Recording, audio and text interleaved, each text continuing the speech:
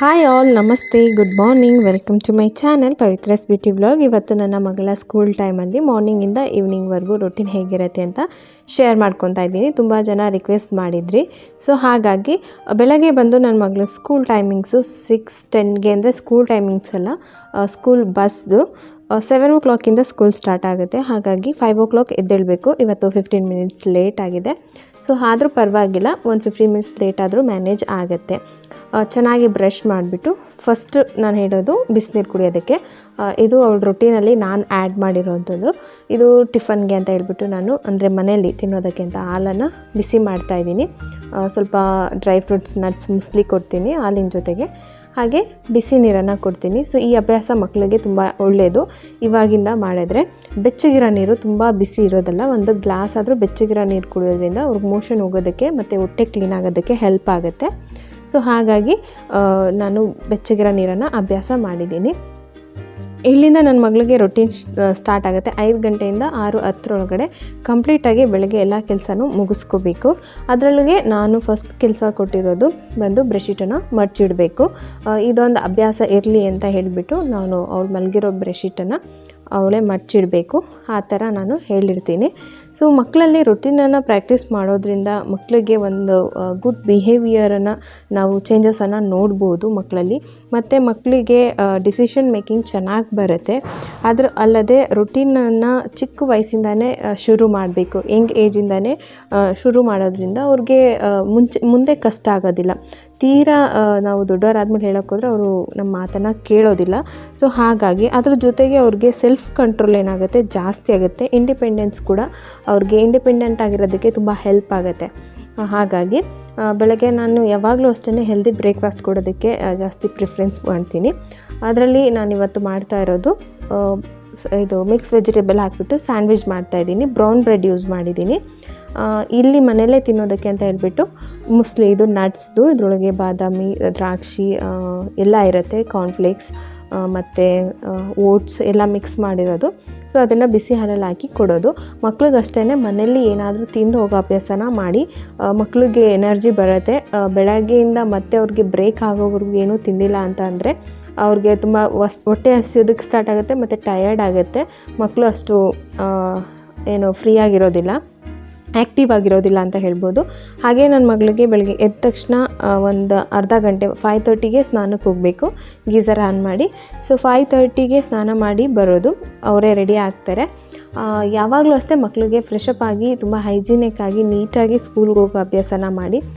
ಸ್ನಾನ ಮಾಡ್ದಲೇ ಸ್ಕೂಲ್ಗೆ ಹೋಗೋದ್ರಿಂದ ಅವ್ರಿಗೆ ಒಂದು ಕಂಫರ್ಟಬಲ್ ಇರೋದಿಲ್ಲ, ಒಂದು ಲೇಸಿನೆಸ್ ಅನ್ನೋದು ಬಂದುಬಿಡುತ್ತೆ, ಏನೋ ಫ್ರೆಶ್ನೆಸ್ ಇರೋದಿಲ್ಲ. ಸೊ ಹಾಗಾಗಿ ಸ್ನಾನ ಮಾಡಿ ಬೆಳಗ್ಗೆ ಎದ್ದ ತಕ್ಷಣ ಸ್ನಾನ ಮಾಡಿದ್ರೆ ಅವ್ರಿಗೆ ಆ ಫ್ರೆಶ್ ಫೀಲ್ ಆಗುತ್ತೆ. ಸೊ ಹಾಗಾಗಿ ಯಾವಾಗಲೂ ಅಷ್ಟೇ ಬೆಳಗ್ಗೆನಾದರೂ ಅವ್ರಿಗೆ ಚೆನ್ನಾಗಿ ಸ್ನಾನ ಮಾಡೋದಕ್ಕೆ ಕಳಿಸಿ. ನಿಮ್ಗೆ ಅನುಕೂಲ ಇದ್ದಂಗೆ ಈವ್ನಿಂಗ್ ಕೂಡ ಸ್ನಾನ ಮಾಡೋರಿದ್ದರೆ ಮಾಡ್ಬೋದು. ಯಾಕೆ ಅಂತಂದರೆ ಸ್ಕೂಲಲ್ಲೆಲ್ಲ ಆಟ ಆಡಿ ಆ ಡಸ್ಟಲ್ಲಿ ಬಂದಿರ್ತಾರಲ್ವ. ಸೊ ಹಾಗಾಗಿ ಇದು ಒಂದು ಅಭ್ಯಾಸ, ತುಂಬ ಒಂದು ಒಳ್ಳೆಯ ಹ್ಯಾಬಿಟ್ಟು. ಇದನ್ನು ಫಾಲೋ ಮಾಡೋದು ತುಂಬ ಒಳ್ಳೆಯದು. ಬೆಳಗ್ಗೆ ಬೇಗ ಎದ್ದೇಳೋದು, ಸ್ನಾನ ಮಾಡೋದು, ಇದರಿಂದ ಮಕ್ಕಳು ತುಂಬಾ ಆ್ಯಕ್ಟಿವ್ ಆಗಿರ್ತಾರೆ, ಫ್ರೆಶ್ ಆಗಿರ್ತಾರೆ. ಸೊ ಹಾಗಾಗಿ ಇದೊಂದು ಕೂಡ ನನ್ನ ಮಗಳು ರೊಟೀನಲ್ಲಿ ಆ್ಯಡ್ ಮಾಡ್ಕೊಂಡಿದ್ದೀನಿ. ರೊಟೀನನ್ನು ಫಾಲೋ ಮಾಡಬೇಕು ಅಂತಂದರೆ ಫಸ್ಟ್ ಆಫ್ ಆಲ್ ಪೇಷನ್ಸ್ ಇರಬೇಕು, ಹಾಗೆ ಕನ್ಸಿಸ್ಟೆನ್ಸಿ ಇರಬೇಕು. ನಮಗೆ ಪೇರೆಂಟ್ಸ್ಗೂ ಕೂಡ ಅಷ್ಟೇ, ಮಕ್ಕಳಲ್ಲೂ ಅಷ್ಟೇ. ನಾವು ರೊಟೀನ್ ಚಾರ್ಟ್ ಬರೆದು ಕೊಟ್ಟ ತಕ್ಷಣ ಹಾಗೆ ಫಾಲೋ ಮಾಡಿಬಿಡ್ಬೇಕು ಅನ್ನೋದಕ್ಕೆ ಆಗೋದಿಲ್ಲ. ಸೊ ಹಾಗಾಗಿ ಸ್ವಲ್ಪ ಪೇಷನ್ಸ್ ಇರಲಿ. ಆಮೇಲೆ ಬೆಳಗ್ಗೆ ಎದ್ದ ತಕ್ಷಣ ದೇವ್ರಿಗೆ ಪೂಜೆ ಮಾಡೋದು, ಇದು ಕಂಪಲ್ಸರಿಯಾಗಿ ನಾನು ಹೇಳಿರೋದು. ದೇವರಲ್ಲಿ ಇವತ್ತಿನ ದಿನ ತುಂಬ ಚೆನ್ನಾಗಿರಲಿ ಅಂತ ಕೇಳ್ಕೊತ ದೇವ್ರಿಗೆ ಪ್ರೇಯರ್ ಮಾಡಿಬಿಟ್ಟು ಚೆನ್ನಾಗಿ ವಿಶಸ್ನ ನಿನ್ಗೇನು ಬೇಕೋ ಅದನ್ನು ಕೇಳಿಕೊಂಡು ಹೋಗು ಸ್ಕೂಲ್ಗೆ ಅಂತ ಎವ್ರಿ ಡೇ ಇದು ಒಂದು ಹ್ಯಾಬಿಟ್ ಅವರ ಲೈಫಲ್ಲಿ ಆ್ಯಡ್ ಮಾಡಿದ್ದೀನಿ. ಇದಾದಮೇಲೆ ನಾನು ಹಾಲಲ್ಲಿ ಮುಸ್ಲಿ ಹಾಕಿಟ್ಟಿದ್ನಲ್ಲ ಅದನ್ನು ತಿಂದುಬಿಟ್ಟು ಹೋಗ್ತಾರೆ. ಇದು ನಮ್ಮ ಪ್ರೀ ನರ್ಸರಿಯಿಂದನೂ ಅಷ್ಟೇ, ಮನೆಯಲ್ಲಿ ಯಾವತ್ತೂ ಅಷ್ಟೇ ಬ್ರೇಕ್ಫಾಸ್ಟ್ ಒಮ್ಮೆ ತಿಂದುಬಿಟ್ಟೆ ಅವರು ಹೋಗಬೇಕು. ಸೊ ಇದೊಂದು ಕಂಟಿನ್ಯೂಸ್ ಆಗಿ ಇದೆ. ಅದ್ರ ಜೊತೆಗೆ ನಾನು 3 ಬಾಕ್ಸಸ್ನ ರೆಡಿ ಮಾಡ್ತೀನಿ. ಒಂದು ಲಂಚ್ ಇರುತ್ತೆ, ಒಂದು ಲಂಚ್ ಅಂತಂದರೆ ಬ್ರೇಕಿಗೆ 2 ಬ್ರೇಕ್ ಇರುತ್ತಲ್ಲ. ಸೊ ಹಾಗಾಗಿ ಮಧ್ಯ ಒಂದು ಸ್ನ್ಯಾಕ್ಸು, ಒಂದು ಫ್ರೂಟ್ಸು, ಒಂದು 3 ಥರ ಇರುತ್ತೆ ಬಾಕ್ಸಲ್ಲಿ.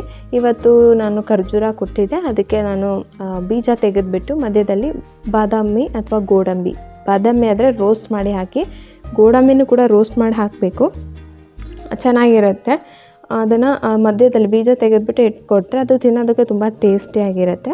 ಸೊ ಸ್ಕೂಲಿಂದ ಹೊರಟಾಗ ಎಷ್ಟೇ ಹತ್ರ ಇರಲಿ ಏನೇ ಇರಲಿ ಎಷ್ಟೇ ದೊಡ್ಡವರಾದ್ರೂ ಅವ್ರನ್ನ ಡ್ರಾಪ್ ಮಾಡೋದೊಂದಿದೆಯಲ್ಲ ಅದು ತುಂಬ ಗುಡ್, ನಮಗೆ ಪೇರೆಂಟ್ಸ್ಗೆ ಒಳ್ಳೆಯದು. ಅವರು ಇನ್ನು ಬೆಳಗ್ಗೆಯಿಂದ ಸಂಜೆವರೆಗೂ ನಮ್ಮನ್ನು ಮೀಟ್ ಮಾಡಲ್ಲ. ಇವಾಗ ಹೋದರೆ ಇನ್ನು ಸಂಜೆ 3 ಗಂಟೆಗೆ ನಮ್ಮ ಹತ್ರ ಬರೋದು.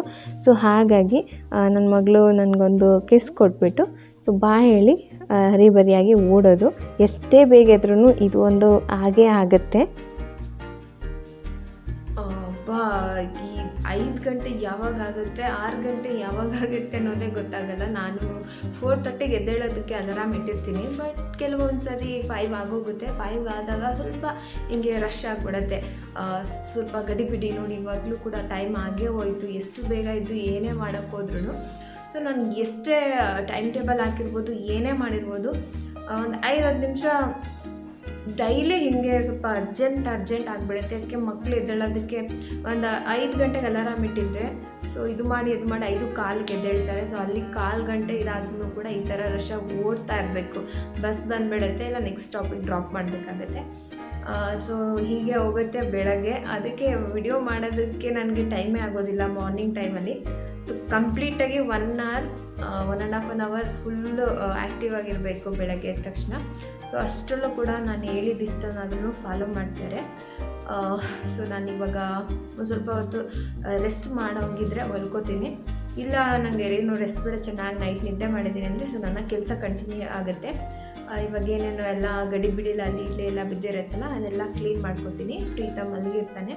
ಸೊ ಅದಾದಮೇಲೆ ಪ್ರೀತಮ್ ರೂಟೀನ್ ಬೇರೆ ಇರುತ್ತೆ. ಪ್ರಗತಿ ನೆಕ್ಸ್ಟು ಸ್ಕೂಲಿಂದ ಬಂದಮೇಲೆ ನಾನು ವ್ಲಾಗನ್ನು ಕಂಟಿನ್ಯೂ ಮಾಡ್ತೀನಿ. ಮಕ್ಳಿಗೆ ಯಾವಾಗಲೂ ಅಭ್ಯಾಸ ಮಾಡಿ ಸ್ಕೂಲಿಂದ ಬಂದ ತಕ್ಷಣ ಸ್ಕೂಲ್ದು ಶೂ ಏನಿದೆ ಅದನ್ನು ಯಾವ ಜಾಗದಲ್ಲಿ ಇಡಬೇಕು ಅಲ್ಲಿ, ಹಾಗೆ ಏನು ಸ್ಕೂಲ್ ಬ್ಯಾಗನ್ನು ಒಂದು ಜಾಗದಲ್ಲಿ ಇಡೋದಕ್ಕೆ ಹೇಳಿ ಅದನ್ನೇ ಪ್ರತಿದಿನ ಮಾಡಬೇಕು. ಹಾಗೆ ಲಂಚ್ ಬಾಕ್ಸಲ್ಲಿರುವಂತಹ ಬಾಕ್ಸ್ನ ತೆಗೆದುಬಿಟ್ಟು ಸಿಂಕಲ್ಲಿ ಹಾಕೋದಕ್ಕೆ ಹೇಳ್ತೀನಿ. ಎಕ್ಸ್ಟ್ರಾ ಏನಾದರೂ ಫ್ರೂಟ್ಸ್ ಅಥವಾ ಏನಾದರೂ ಮಿಕ್ಕಿದರೆ ಅದನ್ನು ಆಗಲೇ ಖಾಲಿ ಮಾಡಬೇಕು, ಖಾಲಿ ಮಾಡಿ ಸಿಂಕಲ್ಲಿ ಹಾಕಬೇಕು. ಅದಾದಮೇಲೆ 4 ಸ್ನ್ಯಾಕ್ಸ್ ಟೈಮು. ಆ ಟೈಮಲ್ಲಿ ಮಕ್ಕಳ ಜೊತೆ ಮಾತಾಡಿ ಸ್ಕೂಲಲ್ಲಿ ಏನಾಯಿತು ಅಂತ ಎಲ್ಲ ತಿಳ್ಕೊಳ್ಳಿ. ನೀವು ಕೂಡ ಮಕ್ಕಳ ಜೊತೆ ಕಾನ್ವರ್ಸೇಷನ್ ಇರಬೇಕು. ಆವಾಗ ಮಕ್ಕಳು ಅಷ್ಟೇ ನಾಳೆ ಏನೇ ಆದರೂ ಹೆಚ್ಚು ಕಮ್ಮಿ ಅಂತ ಅವ್ರಿಗೆ ಕಷ್ಟ ಆಗಿರೋದು ಇಷ್ಟ ಆಗಿರೋದು ಎಲ್ಲ ಕೂಡ ಶೇರ್ ಮಾಡ್ಕೋತಾರೆ. ಅದಾದಮೇಲೆ ಗೇಮ್ ಟೈಮು. ಇವಾಗ ಪ್ಲೇ ಟೈಮಲ್ಲಿ ಹೊರಗಡೆ ಹೋಗಿ ಆಟ ಆಡೋದು ತುಂಬ ಇಂಪಾರ್ಟೆಂಟ್. ಆದಷ್ಟು ಇಂಡೋರ್ ಗೇಮ್ಸ್ಗೆ ಮಕ್ಕಳನ್ನ ಕಳಿಸಿ, ಅದರಿಂದ ಅವ್ರಿಗೆ ಇಮ್ಯುನಿಟಿ ಜಾಸ್ತಿ ಆಗುತ್ತೆ, ಅವ್ರ ಹೆಲ್ತ್ ಕೂಡ ಚೆನ್ನಾಗಾಗುತ್ತೆ. ಇವಾಗ ವೆದರ್ ಚೆನ್ನಾಗಿಲ್ಲ, ಹೋಗ್ತಾರೆ ಫ್ರೆಂಡ್ ಬಂದರೆ ಹೋಗ್ತಾರೆ, ಇಲ್ಲಾಂದರೆ ಪಾಪು ಜೊತೆ ಆಟ ಆಡೋದು. ಮಕ್ಕಳಲ್ಲಿ ರೂಟೀನನ್ನು ಪ್ರಾಕ್ಟೀಸ್ ಮಾಡೋದ್ರಿಂದ ಏನು ಉಪಯೋಗ ಅನ್ನೋದಾದರೆ ಮಕ್ಕಳಿಗೆ ಒಂದು ಡಿಸಿಪ್ಲಿನನ್ನು ಕಲಿಸ್ಬಹುದು. ಅದ್ರ ಜೊತೆಗೆ ಟೈಮ್ ಮ್ಯಾನೇಜ್ಮೆಂಟನ್ನು ತಿಳ್ಕೊತಾರೆ, ಎಷ್ಟೊತ್ತಿಗೆ ಯಾವ ಕೆಲಸನ ಎಷ್ಟೊತ್ತು ಮಾಡಬೇಕು, ಹೇಗೆ ಮಾಡಬೇಕು ಅಂತ. ಸೊ ಹಾಗಾಗಿ ಪೇರೆಂಟ್ಸ್ ಅದಕ್ಕೆ ಸಪೋರ್ಟ್ ಮಾಡಬೇಕು. ರೂಟೀನನ್ನು ಮಕ್ಕಳು ಫಾಲೋ ಮಾಡೋಕ್ಕಾಗಲ್ಲ, ಅದಕ್ಕೆ ನಾವು ಸಪೋರ್ಟ್ ಮಾಡಿದ್ರೆ ಮಾತ್ರ ಮಕ್ಕಳು ಆ ರೂಟೀನನ್ನು ಕ್ಯಾಚ್ ಮಾಡೋದಕ್ಕೆ ಸಾಧ್ಯ. ಇವಾಗ ನಾವೇ ಏನೋ ಒಂದು ರೂಟೀನ್ ಬರ್ಕೊಟ್ಬಿಟ್ಟು ನಾವೇ ಅದಕ್ಕೆ ಸ್ಪಂದಿಸಲಿಲ್ಲ ಅಂತಂದರೆ ಅವ್ರ ರೂಟೀನನ್ನು ಅವರು ಫಾಲೋ ಮಾಡೋದಕ್ಕೆ ಆಗೋದಿಲ್ಲ.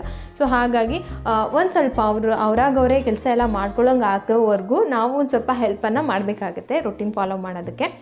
ಮಕ್ಕಳಲ್ಲಿ ರೂಟೀನ್ ಫಾಲೋ ಮಾಡೋದ್ರಿಂದ ಏನು ಉಪಯೋಗ ಆಗುತ್ತೆ ಅನ್ನೋದಾದರೆ ಡಿಸಿಪ್ಲಿನ್ ಅಂತೂ ಕಲಿತಾರೆ ಮಕ್ಕಳು. ಅದ್ರ ಜೊತೆಗೆ ಟೈಮ್ ಮ್ಯಾನೇಜ್ಮೆಂಟು ಗೊತ್ತಾಗುತ್ತೆ, ಯಾವ ಕೆಲಸನ ಎಷ್ಟು ತನಕ ಮಾಡಬೇಕು, ಎಷ್ಟು ಮಾಡಬೇಕು ಅನ್ನೋದು. ಸೊ ಒಂದು ಕಾನ್ಫಿಡೆನ್ಸ್ ಬರುತ್ತೆ ಅಂತಲೇ ಹೇಳ್ಬೋದು ಮಕ್ಕಳಿಗೆ. ಇಲ್ಲ ಅಂತಂದರೆ ಏನು ಮಾಡ್ತಾರೆ, ಎನಿ ಟೈಮ್ ಬೇಕಾದರೂ ಟಿ ವಿ ನೋಡು ಅಂದರೆ ನೋಡ್ತಾರೆ, ಇಲ್ಲ ಎನಿ ಟೈಮ್ ಏನೋ ಒಂದು ಕೆಲಸ ಮಾಡಂದರೆ ಮಾಡ್ತಾರೆ. ಸೊ ಅವ್ರಿಗೆ ಗೊತ್ತಾಗೋದಿಲ್ಲ ಯಾವಾಗ ಎಷ್ಟೊತ್ತು ಏನು ಕೆಲಸ ಮಾಡಬೇಕು ಅಂತ ಹೇಳ್ಬಿಟ್ಟು. ಟಿ ವಿ ನೋಡೋದಕ್ಕೆ 1/2 ಅವರನ್ನು ಕೊಟ್ಟಿರ್ತೀನಿ. ಸೊ ಆಟ ಆಡೋದಕ್ಕೆ 1 ಅವರ್. ಈವ್ನಿಂಗ್ ಬಂದ ತಕ್ಷಣ ಸ್ನಾನ ಮಾಡಬೇಕು, ಅದ್ರ ಜೊತೆಗೆ ಕಸ ಗುಡಿಸೋದು ಒಂದು ಜಾಬ್ ಕೊಟ್ಟಿದ್ದೀನಿ ಕೆಲಸ. ಅದಾದಮೇಲೆ ದೇವ್ರ ಪೂಜೆ ಮಾಡಿಬಿಟ್ಟು ಅವರು ಸ್ಟಡಿಗೆ ಹೋಗ್ತಾರೆ, 1 ಅವರ್ ಓದ್ಕೊಳ್ಳೋದು. ಹಾಗೆ ಟ್ಯೂಷನ್ಗೆ ಹಾಕೋ ಮಕ್ಕಳಿದ್ರೆ ಖಂಡಿತ ಹಾಕ್ಕೊಳ್ಳಿ. ಆದರೆ ನಮಗೆ ಯಾವುದೇ ರೀತಿಯ ಸ್ಕೂಲಿಂದ ಟ್ಯೂಷನ್ ಬೇಡ ಅಂತ ಹೇಳಿದ್ದಾರೆ. ಸೊ ಹಾಗಾಗಿ ನಾನು ಟ್ಯೂಷನಿಗೆ ಯಾವತ್ತೂ ಕಳಿಸಿಲ್ಲ. ಅಂಥ ಸ್ಟೂಡೆಂಟ್ಸ್ ಇದ್ದರೆ ನಾವು ನಿಮಗೆ ಹೇಳ್ತೀವಿ, ಆ ಥರ ಮಗು ಏನಾದರೂ ಡಲ್ ಇದೆ ಅಂದರೆ ನಾವು ಹೇಳ್ತೀವಿ ಅಂತ ಹೇಳಿದ್ದಾರೆ ಸ್ಕೂಲಲ್ಲಿ. ಸೊ ಹಾಗಾಗಿ ಟ್ಯೂಷನ್ಗೆ ಹಾಕಿಲ್ಲ ನಾನು. ಪಾಪು ಆದಮೇಲೆ ಸ್ವಲ್ಪ ಟ್ರೈ ಮಾಡಿದೆ ಟ್ಯೂಷನಿಗೆ ಕಳ್ಸೋಣ ಅಂತ ಹೇಳ್ಬಿಟ್ಟು, ನನಗೆ ಸಾಧ್ಯ ಆಗಲಿಲ್ಲ. ಮನೆಯಲ್ಲೇ ಎಷ್ಟಾಗುತ್ತೋ ಅಷ್ಟು, ಯಾಕೆ ಅಂತಂದರೆ ಬೆಳಗ್ಗೆ 6 ಗಂಟೆಯಿಂದ 3 ಗಂಟೆವರೆಗೂ ಅವರು ಸ್ಕೂಲಲ್ಲೇ ಇರ್ತಾರೆ. ಸೊ ಹಾಗಾಗಿ ಅವ್ರಿಗೆ ಸ್ಟ್ರೆಸ್ ಆಗುತ್ತೆ, ಬೇಡ ಅಂತ ಹೇಳ್ಬಿಟ್ಟು ಸ್ಕೂಲಲ್ಲಿ ನಮಗೆ ಹೇಳಿದರು. ಅದೊಂದು ವಿಚಾರ. ಹೋಗೋ ಮಕ್ಕಳಿದ್ರೆ ಖಂಡಿತ ಹಾಕ್ಬೋದು, ಅದರಲ್ಲಿ ಏನೂ ತೊಂದರೆ ಇಲ್ಲ. ಸೊ ಈ ಥರ ಒಂದು ರೊಟೀನನ್ನು ಫಾಲೋ ಅಪ್ ಮಾಡೋದ್ರಿಂದ ಮಕ್ಳಿಗೆ ತುಂಬ ಉಪಯೋಗ ಇದೆ. ಯಾರಾದರೂ ಟ್ರೈ ಮಾಡೋಂಗಿದ್ರೆ ಖಂಡಿತ ಒಂದು ರೊಟೀನ್ ಚಾರ್ಟನ್ನು ರೆಡಿ ಮಾಡಿ ಕೊಡಿ, ಅದನ್ನು ಫಾಲೋ ಅಪ್ ಮಾಡೋದಕ್ಕೆ ಹೇಳಿ. ಅವಾಗ ಆಟೋಮೆಟಿಕ್ಕಾಗಿ ಮಕ್ಕಳಲ್ಲಿ ಒಂದು ಡಿಸಿಪ್ಲಿನು, ಒಂದು ಕಾನ್ಫಿಡೆನ್ಸು, ನಾವು ಏನು ಕೆಲಸ ಮಾಡ್ತಾಯಿದ್ದೀವಿ ಅನ್ನೋ ಒಂದು ಮುಂದಾಲೋಚನೆ ಇರುತ್ತಲ್ವ, ಸೊ ಆರಾಮಾಗಿ ಕಾನ್ಫಿಡೆಂಟಾಗಿ ಮಾಡ್ತಾರೆ. ಓಕೆನಾ? ಅದಲ್ಲದೆ ಮಂಡೆಯಿಂದ ಸ್ಯಾಟರ್ಡೇವರೆಗೂ ಈ ಒಂದು ರೊಟೀನನ್ನು ಫಾಲೋ ಮಾಡೋದಕ್ಕೆ ಹೇಳ್ತೀನಿ. ಸಂಡೇ ಯಾವುದೇ ರೊಟೀನ್ ಫಾಲೋ ಅಪ್ ಇರೋದಿಲ್ಲ. ಅವತ್ತು ಒಂದಿನ ಅವ್ರನ್ನ ಇಷ್ಟ ಬಂದಂಗೆ ಬಿಡ್ತೀನಿ. ಯಾಕೆಂದರೆ ಅವ್ರಿಗೂ ಕೂಡ ಫೀಲ್ ಆಗಬಾರ್ದಲ್ವ. ಸೊ ನಾನು ಟಿ ವಿ ನೋಡಿಲ್ಲ, ನಾನು ಅದು ಮಾಡಿಲ್ಲ, ನಾನು ಇದು ಮಾಡಿಲ್ಲ, ನನಗೆ ಆ ಥರ ಒಂದು ಫೀಲ್ ಬರಬಾರ್ದು. ಹಾಗಾಗಿ ಒಂದು ದಿನ ಫ್ರೀ, ಅವ್ರು ಇಷ್ಟ ಬಂದಂಗೆ ಇರ್ಬೋದು. ಮಂಡೇ ಟು ಸ್ಯಾಟರ್ಡೇ ಅವರು ರೊಟೀನನ್ನು ಫಾಲೋ ಮಾಡಬೇಕು ಹೀಗೆ ಸ್ಕೂಲ್ ಡೇಸಲ್ಲಿ. ಸೊ ಇದು ನನ್ನ ಮಗಳ ರೊಟೀನ್.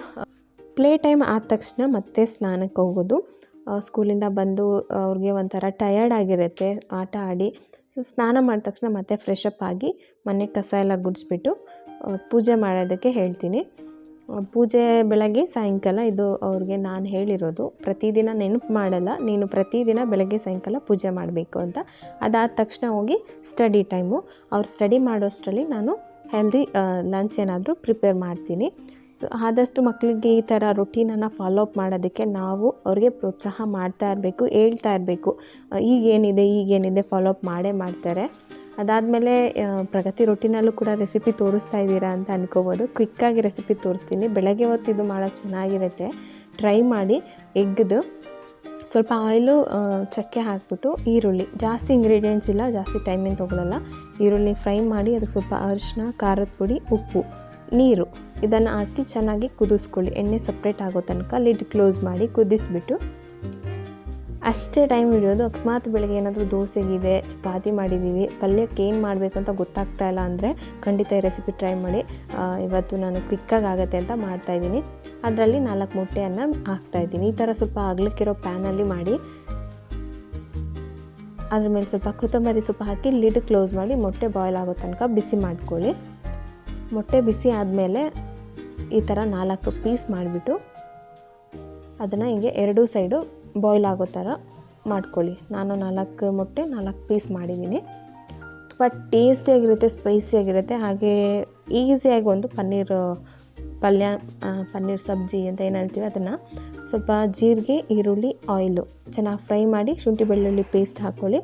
ಅದನ್ನು ಕೂಡ ಚೆನ್ನಾಗಿ ಫ್ರೈ ಮಾಡಿಬಿಟ್ಟು ಅದಕ್ಕೆ ಮಸಾಲ ಐಟಮ್ಗಳನ್ನೆಲ್ಲ ಆ್ಯಡ್ ಮಾಡ್ಕೊಳ್ಳೋಣ. ಮಸಾಲ ಅಂದರೆ ಜಾಸ್ತಿ ಏನೂ ಇಲ್ಲ, ಅರಿಶಿನ, ಜೀರಿಗೆ ಪುಡಿ, ಧನಿಯಾ ಪುಡಿ, ಹಾಗೆ ಖಾರದ ಪುಡಿ, ಉಪ್ಪು ಇದಿಷ್ಟನ್ನು ಹಾಕಿ ಚೆನ್ನಾಗಿ ಫ್ರೈ ಮಾಡ್ಕೊಳ್ಳಿ, ಹಸಿ ವಾಸನೆ ಹೋಗೋ ತನಕ. ಇಷ್ಟೇ, 1 ನಿಮಿಷ ಎಣ್ಣೆ ಸಪ್ರೇಟ್ ಆಗೋ ತನಕ ಫ್ರೈ ಮಾಡಿಬಿಟ್ಟು ಅದಕ್ಕೆ ಸ್ವಲ್ಪ ಟೊಮೊಟೊ ಹಾಕಿದ್ದೀನಿ. ಟೊಮೊಟೊದು ಕ್ಲಿಪ್ ಮಿಸ್ ಆಗಿದೆ, ಅದನ್ನು ಕೂಡ ಚೆನ್ನಾಗಿ ಮಿಕ್ಸ್ ಮಾಡ್ಕೊಳ್ಳಿ. ಅದಾದಮೇಲೆ ಕ್ಯಾಪ್ಸಿಕಮ್ಮು ಸಣ್ಣದಾಗಿ ಕಟ್ ಮಾಡಿ ಇಟ್ಟಿದ್ದೆ, ಅದ್ರ ಜೊತೆಗೆ ಪನ್ನೀರು ಇಷ್ಟನ್ನು ಕೂಡ ಹಾಕಿಬಿಟ್ಟು ಚೆನ್ನಾಗಿ ಮಿಕ್ಸ್ ಮಾಡಿ ಕೊತ್ತಂಬರಿ ಸೊಪ್ಪು ಹಾಕಿ ಲಾಸ್ಟಲ್ಲಿ ಗರಂ ಮಸಾಲ, ಕಸೂರಿ ಮೆಥಿ ಹಾಕಿದ್ರೆ ಚೆನ್ನಾಗಿರುತ್ತೆ. ಲಾಸ್ಟಲ್ಲಿ ಗರಂ ಮಸಾಲ ಹಾಕ್ಬಿಟ್ಟು ಚೆನ್ನಾಗಿ ಮಿಕ್ಸ್ ಮಾಡಿದ್ರೆ ಪನ್ನೀರ್ ಕೂಡ ತುಂಬ ಒಳ್ಳೆಯದು, ಅವಾಗವಾಗ ಕೊಡ್ಬೋದು ಮಕ್ಕಳಿಗೆ. ನಾನು ಬೆಳಗ್ಗೆ ಹೊತ್ತಿಗಿಂತ ನೈಟ್ ಹೊತ್ತು ಜಾಸ್ತಿ ಮಾಡ್ತೀನಿ ಪನ್ನೀರ್ನ. ಇದು ಕೂಡ ಈಸಿ ಅಲ್ವಾ. ಈಸಿಯಾಗಿ ಏನಾದರೂ ತರಕಾರಿ ಪಲ್ಯ ಮಾಡಬೇಕು ಅಂತ ನಿಮ್ಗೆ ಯೋಚನೆಗೆ ಬಂದಿಲ್ಲ ಅಂದರೆ ಕ್ವಿಕ್ಕಾಗಿ ಆಗುತ್ತೆ. ಬೆಳಗ್ಗೆ ಹೊತ್ತು ಟೈಮ್ ಕಡಿಮೆ ಇರುತ್ತೆ ಅಲ್ವಾ, ಹಾಗಾಗಿ ಹೆಲ್ದಿ ಕೂಡ. ನಾನು ಬೆಳಗ್ಗೆ ಹೊತ್ತು ಏನು ಇಲ್ಲ ಅಂದಾಗ ನೈಟ್ ಪ್ಲ್ಯಾನ್ ಮಾಡೋದೇ ಇದು, ಚಪಾತಿ ದೋಸೆ ಇದ್ದಾಗ. ಸೊ ಇವತ್ತು ರೈಸ್ ಏನಿಲ್ಲ, ಡ್ರೈ ಚಪಾತಿ ಮಾಡಿದ್ದೆ, ಮೊಟ್ಟೆ ಮತ್ತು ಪಲ್ಯ ರೆಡಿ ಆಯಿತು ಲಂಚು. ಇಬ್ಬರು ಕೂಡ ಆರಾಮಾಗಿ ಲಂಚ್ ಮಾಡ್ತೀವಿ. ಮಕ್ಕಳಿಗೆ, ದೊಡ್ಡವ್ರಿಗೆ, ಅದರೊಳಗೆ ಫಸ್ಟ್ ಮಗುಗೆ ನಾವು ಈ ಒಂದು ರೊಟೀನನ್ನು ಫಾಲೋ ಅಪ್ ಮಾಡೋದಕ್ಕೆ ಹೇಳ್ಕೊಟ್ಟಾಗ, ಅಂದರೆ ಅದು ಕಲಿತಾಗ ಇನ್ನೊಂದು ಮಗು ಇರುತ್ತಲ್ಲ, ಅದು ಆಟೋಮೆಟಿಕ್ಕಾಗಿ ಆ ರೊಟೀನನ್ನು ಕ್ಯಾಚ್ ಮಾಡಿಕೊಳ್ಳುತ್ತೆ.